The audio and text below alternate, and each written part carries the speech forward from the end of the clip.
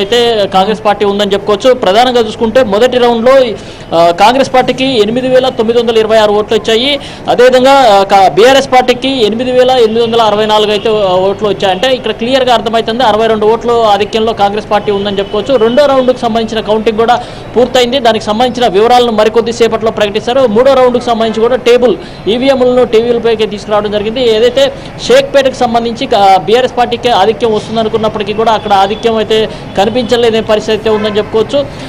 రెండో రౌండ్కి సంబంధించి ఇటు షేక్పేట అదేవిధంగా ఎర్రగడ్డకు సంబంధించిన కొన్ని పోలింగ్ బూత్లకు సంబంధించి కౌంటింగ్ అయితే ప్రారంభమైంది.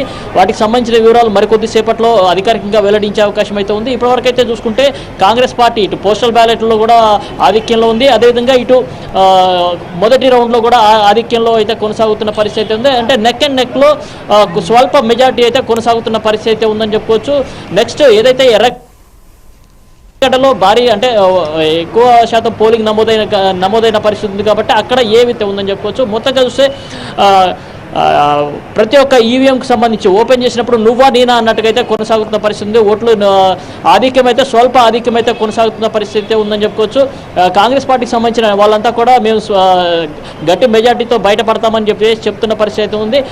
మొదటి 5 రౌండ్లు పూర్తయ్యేసరికి ఎటువైపు ఉంది అనేది ఒక క్లారిటీ అయితే వచ్చే అవకాశం ఉంది. కాబట్టి దానికి సంబంధించి పోటాపోటీ అంటే ఇప్పుడు వరకైతే అందుతున్న సమాచారం ప్రకారం పోస్టల్ బ్యాలెట్లో కాంగ్రెస్ పార్టీ ఆధిక్యంకి వచ్చింది. అదేవిధంగా ఇటు మొదటి రౌండ్లో కూడా కాంగ్రెస్ ఆధిక్యంలోకి వచ్చింది. కాబట్టి రెండో రౌండ్ మూడో రౌండ్ ఎవరికి ఆధిక్యం వస్తుందో చూడాల్సిన పరిస్థితి. ఎవరికి వచ్చినా కూడా స్వల్ప మెజార్టీలో వస్తున్న పరిస్థితి ఉంది. అధికారికంగా మరికొద్ది సేపట్లో రెండో రౌండ్కి సంబంధించిన వివరాలు కూడా వెల్లడిస్తారు. మరోవైపు మూడో రౌండ్కి సంబంధించి కూడా ఇప్పటికే టేబుల్ పైకి ఈవీఎంలు చేరాయి. వాటికి సంబంధించిన కౌంటింగ్ కూడా ప్రారంభమైనట్టుగా తెలుస్తుంది. ఎస్, అంటే రెండో రౌండ్ సంబంధించి ఇంకా అధికారికంగా ప్రకటించలేదు. బట్ ట్రెండ్ ఎలా ఉంది అని అనేది ఏమన్నా సమాచారం ఉందా రామ్ నరేష్? ట్రెండ్ మరోవైపు రెండో రౌండ్కి సంబంధించి కూడా కాంగ్రెస్ స్వల్ప లీడ్లో ఉన్నట్టుగా సమాచారం అందుతుంది. ఎందుకంటే షేక్పేటలో మొత్తం కూడా ఇటు ఎంఐఎం కానీ అదేవిధంగా కాంగ్రెస్ పార్టీకి సంబంధించి ఎక్కువగా ఓట్లు నమోదైనట్టుగా తెలుస్తుంది. దీంతో షేక్పేటలో కూడా అంటే మొదటి 2 రౌండ్లు కూడా షేక్పేట ఎక్కువగా ఉంది. అంటే షేక్పేటకు సంబంధించిన పోలింగ్ బూతులు ఉన్నాయి కాబట్టి వాటికి సంబంధించి కాంగ్రెస్ అయితే లీడ్ కొనసాగిస్తున్న పరిస్థితి ఉంది. ఆ లీడ్ ఎంత పెరుగుతుంది అనేది చాలా ఇంపార్టెంట్ ఉంటుంది. ఎందుకంటే షేక్పేటలో ఎక్కువగా మైనార్టీలకు సంబంధించి ఎక్కువగా ఉన్నారు కాబట్టి ఆ ఓటింగ్ అనేది ఎటువైపు ఉందనేది చాలా క్లియర్గా అర్థమవుతుంది. మొదటి రౌండ్లో 62 ఓట్లు వచ్చాయి కాబట్టి రెండో రౌండ్లో ఎంత వస్తుంది అనేది చూడాల్సిన పరిస్థితి ఉంది. మనకు అందుతున్న సమాచారం ప్రకారం లోపల నుంచి వస్తున్న సమాచారం ప్రకారం అయితే రెండో రౌండ్లో కూడా కాంగ్రెసే కొంత లీడ్ కనిపిస్తున్న పరిస్థితి ఉంది. రైట్ రామ్ నరేష్, అంటే అసలు ఏంటి ఇలా నెక్ టు నెక్ అటు పోస్టల్ బ్యాలెట్లోనూ నెక్ టు నెక్ వచ్చింది. అదేవిధంగా ఫస్ట్ రౌండ్కి సంబంధించి నెక్ టు నెక్ వచ్చింది.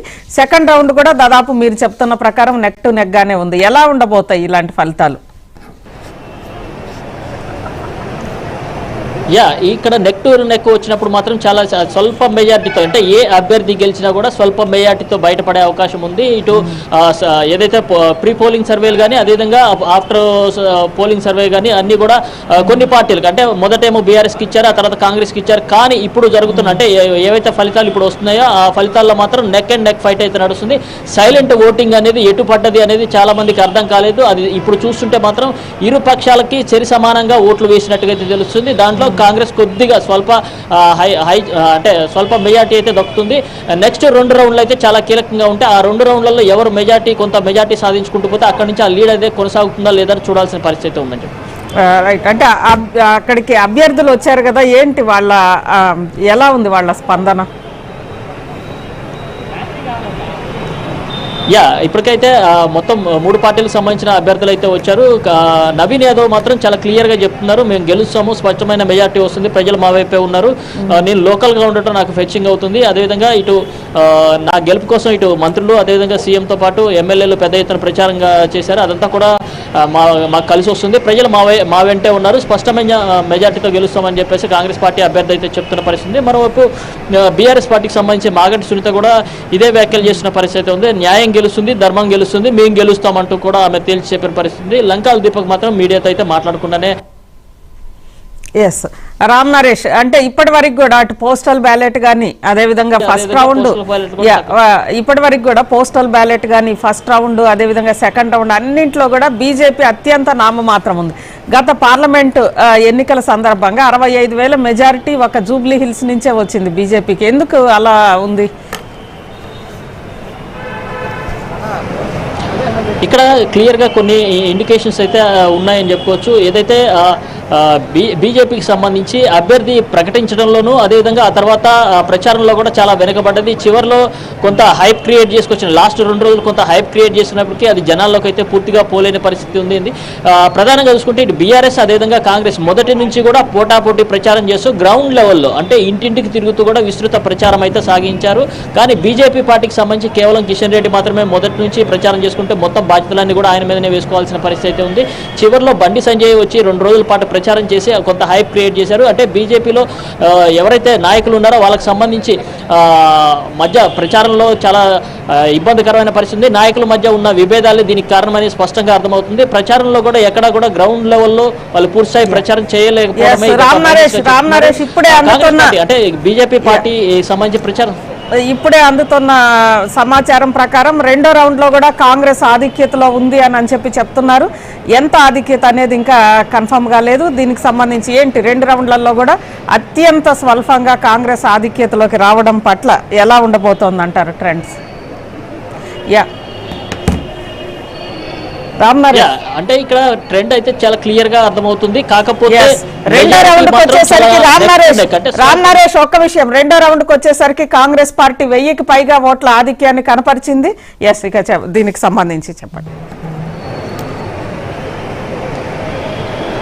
ఇక్కడ షేక్పేటకు సంబంధించి అంటే మొదటి 2 రౌండ్లు కూడా షేక్పేటకు సంబంధించిన పోలింగ్ బూత్లు ఎక్కువగా ఉన్నాయి. అక్కడ 2వ రౌండ్కి సంబంధించి కూడా కాంగ్రెస్ పార్టీ 1000 ఓట్లు లీడ్ అన్నట్టేనే అర్థమవుతుంది. అంటే అక్కడ ఎంఐఎం అదేవిధంగా కాంగ్రెస్ సంబంధించి ఓట్లు స్పష్టంగా పడ్డట్టు తెలుస్తుంది. దీంతో అక్కడ మెజార్టీ అయితే లభించిందని చెప్పుకోవచ్చు. నెక్స్ట్ 3వ రౌండ్కి సంబంధించి కూడా మరికొద్దిసేపట్లో ఫలితాలు వెల్లడించేందుకు అధికారులు అయితే సిద్ధమవుతున్నట్టు తెలుస్తుంది. అక్కడ అంటే 3, 4, 5 ఈ 5 రౌండ్లకు సంబంధించి ఎవరు మెజార్టీ సాధిస్తే ఆ మెజార్టీతోనే వాళ్ళు బయటపడే అవకాశాలు అయితే స్పష్టంగా కనపడుతున్నాయి.